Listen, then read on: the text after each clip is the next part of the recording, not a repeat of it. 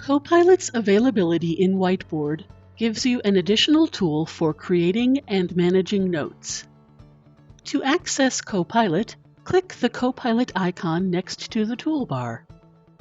Choose Suggest to have Copilot generate ideas for a given topic. Type a prompt and click the arrow to generate suggestions. Copilot will generate several suggestions. You can delete suggestions, have Copilot generate more suggestions, or edit your prompt. When you are happy with the suggestions, click Insert to add them to the whiteboard.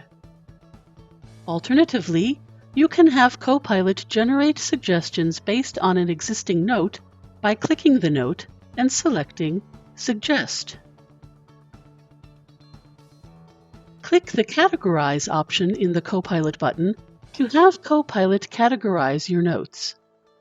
Copilot will select all of the visible notes and show a prompt asking if it should categorize the selected notes. If the selected notes are correct, click Categorize. Copilot will then create categories based on the content of the notes and move each note to the appropriate category. If you are not satisfied with the categorization, click Revert or Regenerate. Otherwise, click Keep It to keep the categorization.